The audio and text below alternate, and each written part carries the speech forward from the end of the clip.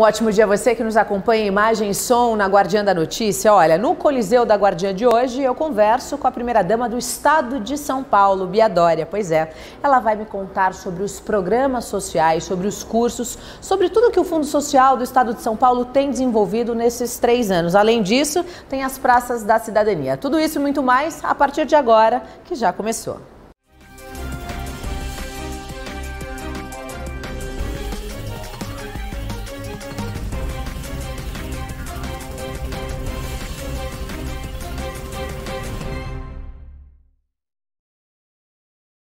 Hoje eu vou conversar com a primeira-dama do estado de São Paulo, Bia Dória. Ela vai contar pra gente quais são as atividades que o Fundo Social realizou durante esses quase 4 anos, né? São 3 anos aí à frente do Fundo Social. E dentre as atividades exercidas, tem um grande marco que é a Praça da Cidadania. Mas a gente vai conversar com ela vai contar tudo pra gente a partir de agora. Tudo bem, Ana Bia? Tudo obrigada, bem. Viu, por receber a gente aqui no Fundo Social. Senta aqui, obrigada a vocês.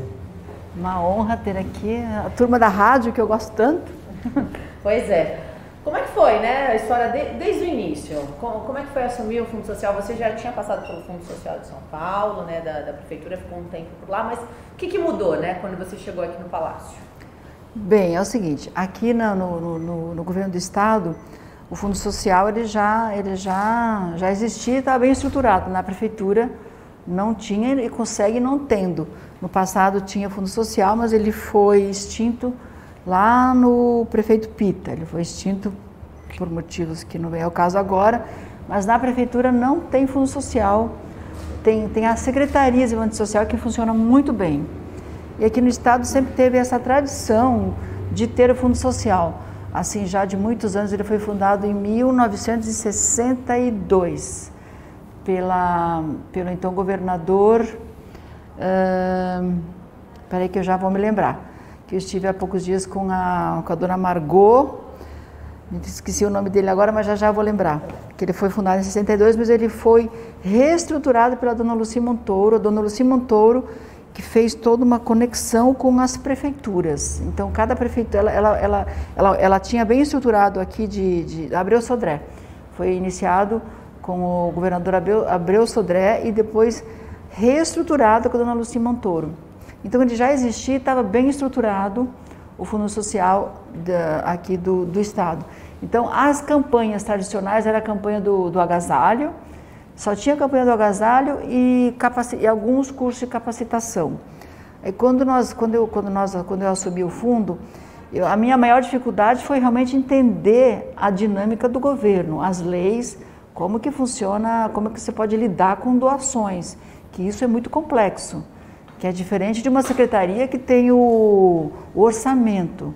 O Fundo Social, ele pode ter orçamento, mas ele vive quase que de doações. Então, o maior desafio foi entender essa logística que eu não estava acostumada no público, né? Eu não tinha essa... Eu conhecia o que a gente fazia, as doações que a gente fazia no empresarial, mas no público eu não conhecia. Então, o maior desafio foi entender as leis e o que pode e o que não pode. Isso foi o maior desafio. Então, a primeira iniciativa foi ver o que já existia, arrumar e dar toda uma visibilidade. Por exemplo, nós pegamos, os cursos de capacitação, que era o que já existia, que eram cursos de algumas horas só. E algumas horas você não consegue fazer uma pessoa se transformar e dar para ela uma profissão. Então, nós aumentamos as horas dos cursos de capacitação e ampliamos o leque e ampliamos para todos os municípios. Então, primeiro foi o curso, depois foi a campanha do Inverno Solidário, a campanha do agasalho, que nós transformamos em campanha do Inverno Solidário. Porque a campanha do agasalho aqui no estado era muito caseira, as pessoas limpavam seus armários, colocavam em saco de lixo e largavam lá no nosso depósito um monte de roupa velha suja. Tá? Então aquilo não era digno para nós poder distribuirmos para os prefeitos e as entidades que nos procuravam. Com todo o respeito, isso também não está errado, mas isso funciona em pequenos municípios, onde tem mão de obra, voluntários que ajudam a lavar, passar, esterilizar. Mas aqui em São Paulo, eu já estava muito incomodada com essas doações, aí veio a pandemia, aí foi o pulo do gato para a gente mudar. Então nós não aceitamos mais roupas usadas e aquela limpeza de armário no saco plástico, não aceitamos mais. Nós aceitamos roupas novas, cobertores novos e todos embalados e com a numeração. Então, isso não foi difícil, a população, os doadores não se incomodaram, porque também dá um pouquinho de dignidade a quem precisa. Porque você imagina no estado de São Paulo a estrutura que nós teríamos que ter para lavar e esterilizar todas essas roupas. Então nós pedimos para os doadores não fazer mais doações das roupas usadas, nós passamos a receber cobertores e roupas novas. Então isso foi o grande diferencial. Mas novo ou seminovo? Novo. Seminovo, nós, quando as pessoas nos procuravam, nós já indicamos direto nas entidades, porque as entidades menores, elas sempre têm uns voluntários, alguém que pode lavar e esterilizar.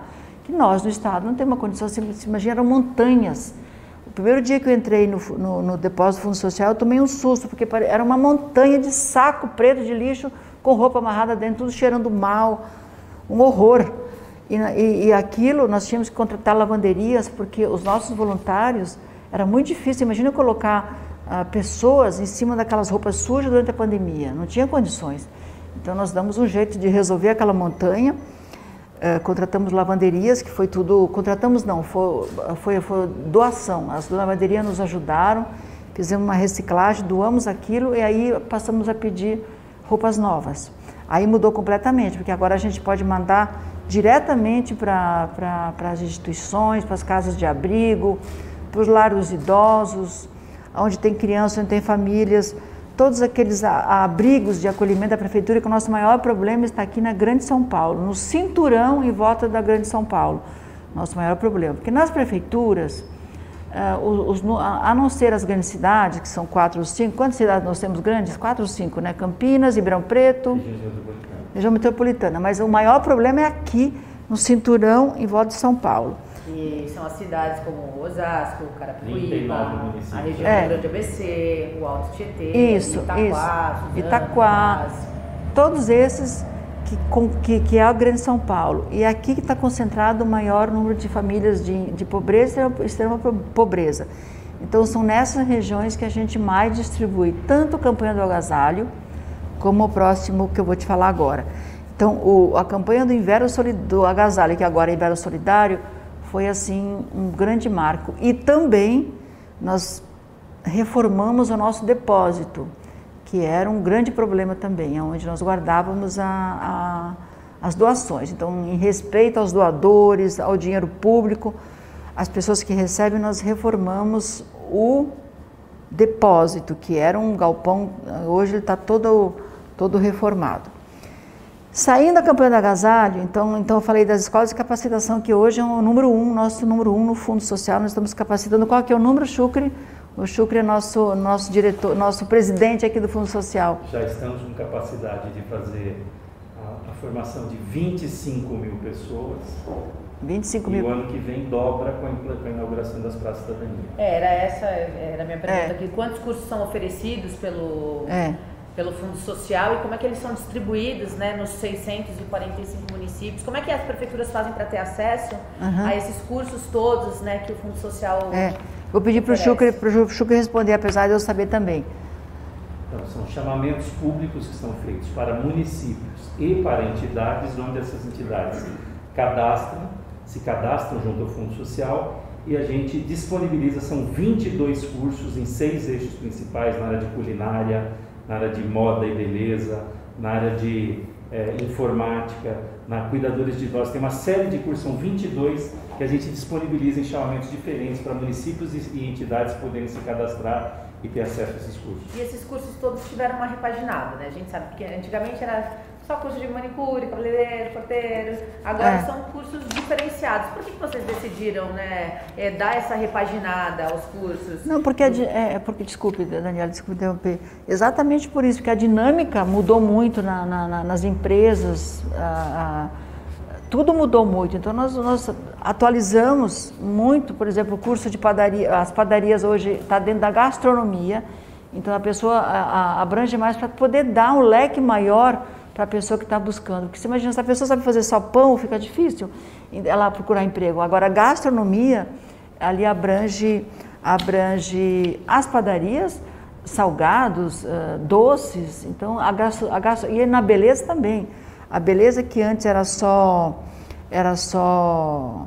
cabeleireiro, hoje tem barbeiros, tem design de sobrancelhas, tem, enfim, é uma gama grande de...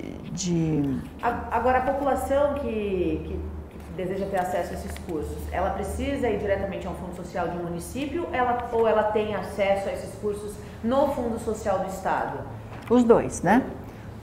Os municípios, eles se inscrevem diretamente no fundo social ou nas secretarias de desenvolvimento social, dependendo de cada município, tem uma estrutura própria. Então, via município. Na região metropolitana de São Paulo, especialmente na cidade de São Paulo, aliás, especificamente na cidade de São Paulo, é diretamente com as entidades cadastradas junto ao Fundo Social. Quantas entidades hoje estão cadastradas? Como é que as pessoas podem ter acesso a essas entidades?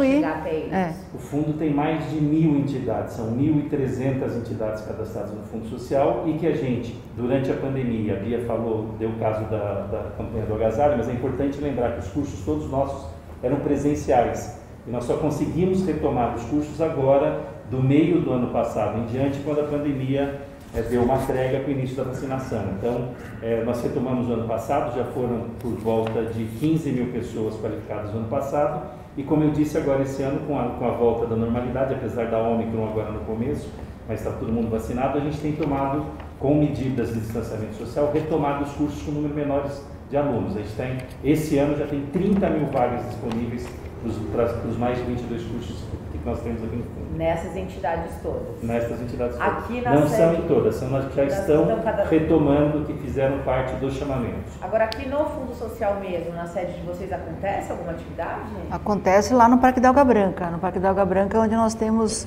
que nós estamos divididos entre aqui, onde fica a administração, e lá no Parque da Água Branca, onde fica a nossa equipe, que lá no Parque da Água Branca nós capacitamos os professores, né? Que aí eles vão para os municípios e ali eles dão os cursos. Interessante. Quais são os fundos sociais que são os mais ativos, né? As primeiras duas que mais ficam vindo pedir auxílio aqui? Eu vou te falar uma coisa, no início a gente tinha muito poucos, mas com o estímulo, sabe, hoje a gente não pode falar que tem um, outro, são quase todos. Nós já temos todos os 640 todos. municípios com algum tipo de programa, especialmente com a questão de alimentação. Cestas básicas nesse momento mais difícil da pandemia. É claro que se a gente for olhar em número de pobreza, o estado de São Paulo é o mais através da secretaria, como aqui no município de São Paulo não tem fundo social. Aliás, ele não está ativo. Eu não sei se a esposa do nosso prefeito reativou agora. Não, ainda está sendo feito tudo pela Secretaria de Desenvolvimento Social. Mas eu diria que quase todos os municípios nos procuram muito, porque como nós temos uma política do alimento solidário, o alimento solidário hoje é o nosso carro-chefe aqui. Nosso número de distribuição de cestas é gigantesco, porque eu acabei de sair da reunião agora de Verão Solidário. O nosso número de distribuição de alimento, e ele não é esporádico, ele é com frequência. Nós inclusive já temos a nossa programação até dezembro, sabe? Então até dezembro as 645 prefeituras pode contar com as caixas de alimento, tem uma caixa aqui que nós distribuímos para todos os municípios, que é um total de quantas cestas por ano? Este ano nós já compramos, já adquirimos, está em processo de licitação, 2,5 milhões de cestas básicas. Mais as doações. O que nós vamos receber de doação, que foi hoje a primeira reunião que o governador e a Bia solicitaram às empresas novas contribuições. Como é que surgiu essa ideia, né, do alimento solidário? Vocês fizeram um trabalho bem forte em relação à distribuição de cestas básicas, principalmente na pandemia. Eu falo em relação às regiões que a gente atua, no Grande ABC, no Alto Tietê. A gente via os prefeitos falando, olha, a gente tem que agradecer ao Fundo Social do Estado de São Paulo por ter enviado tantas mil cestas. O prefeito de São Bernardo, Orlando Morando, ele falou bastante, assim, a gente que acompanhava nas coletivas, ele sempre falava, Dona Bia mandou, sei lá, 30 mil cestas, 50 mil cestas. Então, como é que foi feito isso? Tudo começou assim. Nós, quando assumimos aqui, nós batimos muito na tecla do bom prato, para as pessoas em situação de rua terem alimento, porque a gente não pode distribuir cesta para quem está na rua que não tem onde cozinhar. Então nós batemos muito na tecla do bom prato, damos gratuidade e abrimos para o jantar, que antes era só no almoço. Abrimos para o jantar. Aí, isso antes da pandemia. Quando veio a pandemia, aí nós nos damos conta que as pessoas ficavam em casa e não tinham como sair para trabalhar, para ter o alimento. Aí começamos a distribuir para as prefeituras e cada prefeitura distribui pelas suas famílias, cada prefeitura sabe. Menos a de São Paulo, que é muito grande, apesar que mesmo assim São Paulo sabe o número de pobreza e extrema pobreza. Mas cada prefeitura sabe aonde está o cinturão de pobreza e ali é distribuída as cestas básicas. Então, quando veio a pandemia, primeiro nós começamos, junto com a Célia Par, nossa secretária de Desenvolvimento Social, o Alimento Solidário, que foi aonde o Chucre atuou na prefeitura. O Chucre estava na prefeitura e ele ajudou a distribuir, porque nós tivemos o maior problema foi na logística, né? Porque as pessoas estavam em casa. Como é que nós íamos distribuir a logística? Então, o Chucre, na época, estava na prefeitura, ele nos ajudou a distribuir 4 milhões de cestas. Lá, 400 mil cestas, só no município de São Paulo. Só na capital. Então, tudo começou na pandemia, junto com a nossa secretária de Assistência Social e a Secretaria dos Municípios. Aí, durante a pandemia, nós primeiro achamos que eram 10 dias, depois achamos que era um mês, quando a gente viu já foi para um ano, e esse ano já vai para o segundo ano. Então, nós tivemos que colocar isso no orçamento, né, Chucre? Quando a gente percebeu, no começo nós tivemos muitas doações de empresas, mas as empresas também não suportaram esse número, porque não parece, mas se você compra 1.000 cestas hoje, isso dá quanto em reais? É um valor alto, não são baratas as cestas, é um valor alto. É 100 mil reais aproximadamente, cestas grandes, aqui o Estado fornece uma cesta maior, com proteína animal, que é uma determinação do governador e da BIA. Então, as cestas maiores aqui custam, na média, 88 mil reais. 80 para 100 reais. As primeiras eram 120 reais por cesta, as primeiras que nós distribuímos por conta da proteína animal que nós incluímos nas cestas. Então, aí, quando a gente percebeu que esse número era muito alto e que as empresas não suportavam mais, a gente não tinha mais nem condições de pedir, porque as empresas também estavam tentando se reerguer com a pandemia, graças ao bom trabalho e a capacidade que o Chucre tem, nós conseguimos convencer o Rodrigo Garcia e o governador João Dória para colocarmos no orçamento. E também o reajuste que o João fez, que o governador fez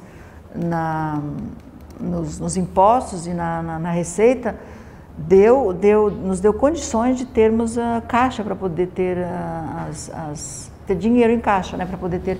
Então nós colocamos isso no orçamento e todas essas cestas, elas estão dentro de um critério de pobreza conforme manda as leis do Ministério Público. Como é feita essa escolha, essa determinação?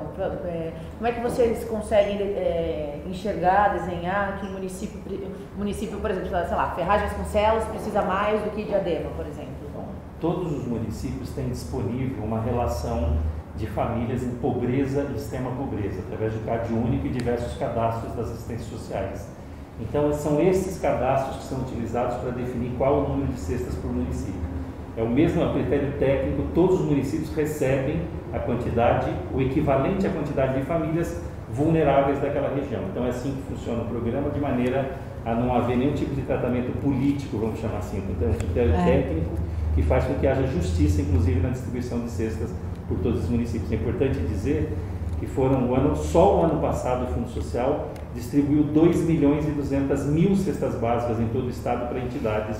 Isso que eu acho que é muito importante dizer. Chegando de fato em quem precisa nas mais diversas regiões do estado. Para a gente fechar esse assunto das cestas, qual que é a expectativa para esse ano, então, de 2022, na distribuição de cestas?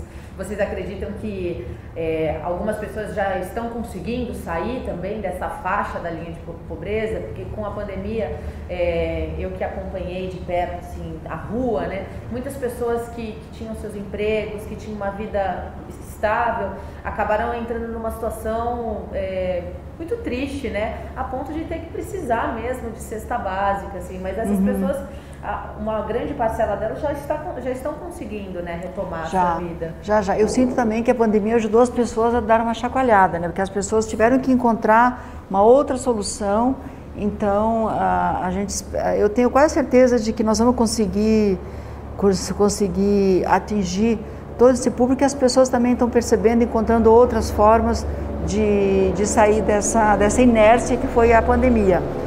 E também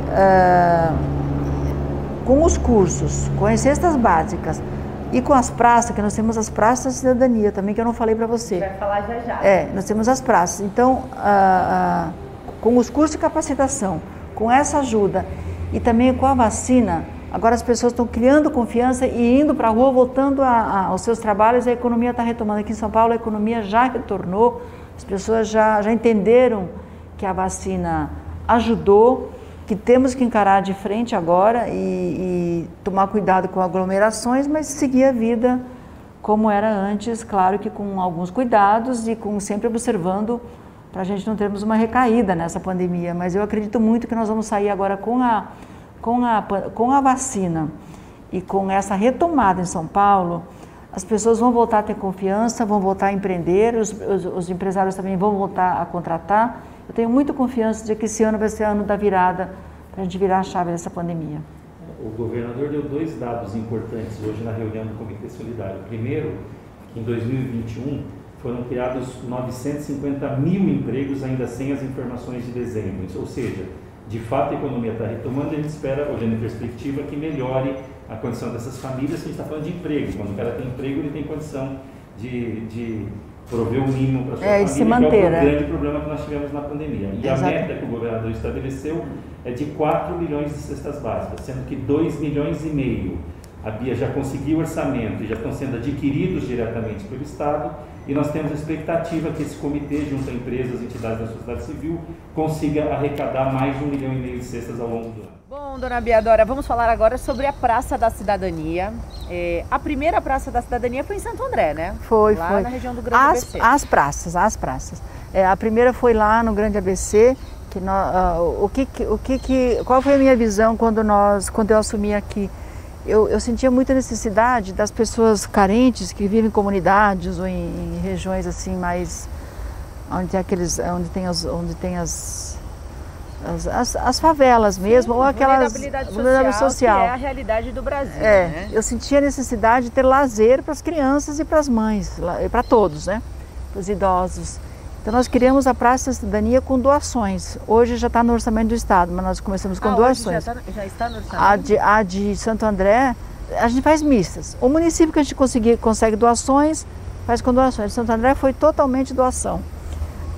Eu não sei se você teve ideia de conhecer ela lá, mas é assim, a praça tem esporte, lazer para criança, lazer para idosos, lazer para os jovens, e ali são construídos salas de aula para ter os cursos, que aí é um instrumento que o Estado tem, sempre em parceria com ONGs locais, para nós podermos dar os cursos. Então aquela população carente pode fazer um curso.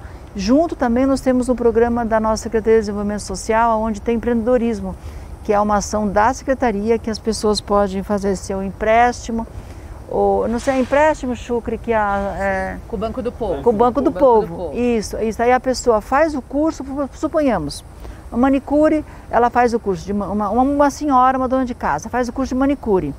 E se ela tem um espaço na casinha dela, ela pode atender na casa dela. E ela faz o empréstimo e ela monta o salãozinho dela na casa dela, então também é ou ela pode abrir uma manicure em algum lugar que ela alugue um ponto. Então a primeira foi em Santo André. Depois nós fomos para Heliópolis, para Vila da Paz, também, Guarulhos. Agora nós vamos fazer o grande parque de Heliópolis e tem mais 20 em andamento, que essas o Chucra vai ter que me entregar até dezembro. Inclusive acho que Itacoaxetuba está, né, nessa lista. São Bernardo do Campo também. A de São Bernardo vai ser maravilhosa. Agora, como é que surgiu essa ideia, né? Antes de começar a gravação do programa, a gente havia conversado um pouquinho sobre o candial lá no Carlinhos sim. Eu queria que você contasse essa história. Exatamente, porque assim, como a gente vê que tem nas comunidades, às vezes tem de tudo, né? Tem violência, vulnerabilidade, tudo. Aí eu visitei, no início da pandemia, o nosso secretário Ibaçaí me levou para conhecer o Candeal, que é aquela região, uma área que o Carlinhos Brown lidera. E eu fiquei encantada porque ali eu vi organização, eu vi segurança, eu vi liderança pelo Carlinhos Brown e toda uma beleza em volta. Então, por exemplo, cada casinha ela pode ser simples, que nós já temos no estado, na nossa secretaria, esse programa, que é Viver Melhor, que é reformar as casinhas. Eu vi assim, as casinhas todas arrumadinhas, ela podia ser simples, mas ela estava toda arrumada, pintada. E eu vim com aquilo, imaginei que essas nossas grandes, por exemplo, Heliópolis, 220 mil habitantes, sabe? Como é que a gente vai fazer ter uma liderança lá dentro? Uma liderança assim, as pessoas não podem cometer delitos, enfim, o Carlinhos tem uma grande liderança. Nós não vamos conseguir isso aqui em São Paulo, porque é difícil, não existe. Ele tem o programa do Timbalada, ele tem os meninos lá que ele ensina a tocar. Mas os princípios básicos que é de deixar a casinha arrumada, de ter um lugar para fazer esportes, lazer, sabe? Os princípios básicos eu tirei dali. Então nós criamos a Praça da Cidadania. Claro que se eu tivesse um Carlinhos Brown aqui em Heliópolis, né, abrangeria uma população maior. Mas por isso que nós estamos com as entidades estão nos ajudando, as entidades locais nos ajudam com isso, com a liderança, para fazer as pessoas a colaborarem, como não jogar o lixo na rua, arrumar suas casinhas, procurar a ajuda do governo para fazer a arrumação da sua casinha, que tem um programa de habitação. Então as praças da cidadania é assim, é um instrumento do governo para ajudar as comunidades. Você retornou a essas praças depois da inauguração para ver como é que está o andamento, se a população realmente está cuidando, se os cursos, né, estão acontecendo da maneira, e também para ouvir relatos, né, de cases de sucesso, por exemplo, alguém que fez algum curso e falou, olha, depois que a praça chegou aqui na minha comunidade, a minha vida mudou. Sim, nós começamos principalmente com a de Guarulhos, que ela foi construída num bairro chamado Bairro dos Pimentas, que é um bairro muito vulnerável em Guarulhos. Lá os cursos estão andando maravilhosamente bem com tudo que a praça se propõe a fazer. Depois de Guarulhos nós temos a de Paraisópolis, que é aqui pertinho, que também essa praça está sendo muito útil. Primeiro, tem esporte todos os dias, os idosos, os jovens. E os cursos estão assim a todo vapor em Paraisópolis, e também as ações, acontecem várias ações nessa praça, testes de Covid, distribuição de alimentos. Há poucos dias teve uma ação de oftalmologistas lá para fazer testes de oftalmo para quem estivesse ali necessitando. E tudo sempre gratuito, sempre fornecendo acesso à população. Sempre. Por exemplo, se vem alguém nos fornecer algo grátis, por exemplo, esse grupo de médicos tinham os testes de oftalmologia para nos oferecer. Nós levamos para as praças, então ali é todo organizado com a entidade que administra e os cursos acontecem. Eu já levei o Jacan para... O Jacan? Levei ele para cozinhar lá. Para cozinhar. Eu levei ele de Santo André também. Ah, levou? Levei ele de Santo André. E ele foi para Paraisópolis e agora ele está se preparando para inaugurar a de Heliópolis, porque ele vai dar a primeira aula lá em Heliópolis. Ah, essa eu quero acompanhar. E o Jacan adora fazer essas ações. Então a gente sempre está promovendo ações com quem quer doar e junto com a instituição que está no local. Qual que é o sentimento que você tem por esse projeto aí da Praça da Cidadania? Você acha que ela é a menina dos olhos dessa gestão, do Fundo Social, dessa renovação, repaginação? Ela é sim, porque se a gente não dá opções de lazer, opções de transformação do ser humano, ele fica sempre no assistencialismo. Então quando você dá a opção para ele se transformar, para ele se não está dando certo como pintor, ele pode ter outra profissão, ele pode ser colocador de azulejo. Se não está dando certo como manicura, pode ser cabeleireiro. Então esses cursos, além de dar mais opções para a pessoa, ela também, sabe, ela transforma. Então, e realmente as praças, eu tenho um carinho especial exatamente por isso, porque se a gente continuar sempre no assistencialismo, a pessoa não se realiza e ela não fica independente, ela fica sempre dependendo do governo. Assim a pessoa cria sua própria liberdade econômica. Para a gente encerrar, como é que vai ser o seu ano de 2022? A gente sabe aí que provavelmente você deva enfrentar aí a sua terceira campanha, né, ao lado do seu marido. Pois é, nossa, nem me fala em campanha, pelo amor de Deus, que me dá até arrepios. Mas é assim, primeiro nós temos mais 2 meses de muito trabalho aqui, porque nós temos que entregar, e eu estou aqui hora por hora contando a chuva parar para a gente poder andar com as praças, né? Porque a gente tem que entregar as praças. Então, primeiro esses 2 meses são muito intensos. A campanha vai ser outro capítulo que eu vou pensar em abril. Agora nós estamos focados aqui em entregar o que a gente se propôs no Estado, né? Então, em abril, a gente será outro capítulo. Aí a gente volta para Aí a gente volta, porque vou te contar, a campanha eleitoral não devia ser assim, mas é uma guerra que a gente tem que... Eu agora estou preparada para a guerra, eu não levo mais tristezas comigo, já aprendi, não quero guerra com ninguém, quero paz, procuro não provocar, não responder às provocações, então eu tenho em mente assim, ó, fazer o bem, não importa quem, não critico quem me critica, sabe? Quero paz e tentar fazer o bem, que é o nosso lema, a gente está sempre trabalhando, eu não sou candidato é o João. É o João Dória, então eu estou aqui para apoiá-lo, então eu não vou entrar em guerra com ninguém, eu deixo ele fazer a campanha dele, eu estou sempre na retaguarda, cuidando da família e ajudando no que for necessário. Agora, para finalizar, então, deixa uma mensagem, então, para quem está nos acompanhando na Guardiã, a gente fala assim, a gente atende aí as regiões, mas a gente sabe que a internet é mundial, né? É mundial, é. Então, deixa uma mensagem, por favor. A única mensagem que eu deixo de falar é que eu adoro ouvir rádio. Então eu estou muito feliz de estar aqui fazendo essa entrevista com você, que eu sou apaixonado por rádio desde a minha infância. Eu acho que a voz é a maneira mais rápida da gente chegar nas pessoas.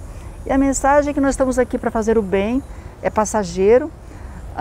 Eu tenho um grande orgulho de ter um marido que tem uma cabeça espetacular, tem uma cabeça grande para pensar e para se organizar. Eu não sou política, então eu fico do lado acompanhando e ajudando o que for necessário. Eu também sempre trabalhei muito, eu vim de uma família muito do interior, de uma família de pessoas que também chegaram no Brasil sem nada, de pessoas que batalharam para ter tudo. Então eu não sou uma pessoa que vivo do assistencialismo, sou uma pessoa que sei que as pessoas têm que se conseguir tudo sozinho. E a mensagem que eu deixo é fazer o bem e não importa quem. Obrigada. Essa é a minha mensagem. Obrigada. E o trabalho é a melhor resposta para tudo. Muito bem, você ouviu e assistiu em imagem e som na guardiandanoticia.com e em todas as plataformas digitais, uma conversa com a primeira-dama do Estado de São Paulo, Bia Dória. Contou tudo pra gente e ó, vem mais Praça da Cidadania. Todas as segundas-feiras, às 22h30, tem Coliseu da Guardiã. Sempre política, economia, segurança pública e tudo sobre o Estado de São Paulo. Para você que deseja acompanhar a nossa programação 24 horas por dia, 7 dias por semana, acessa aí, guardiandanoticia.com. É música e informação na palma da sua mão, no seu celular. A maior rádio digital com jornalismo regional do Estado de São Paulo. Até a próxima segunda-feira, tem mais um Coliseu da Guardiã. Valeu!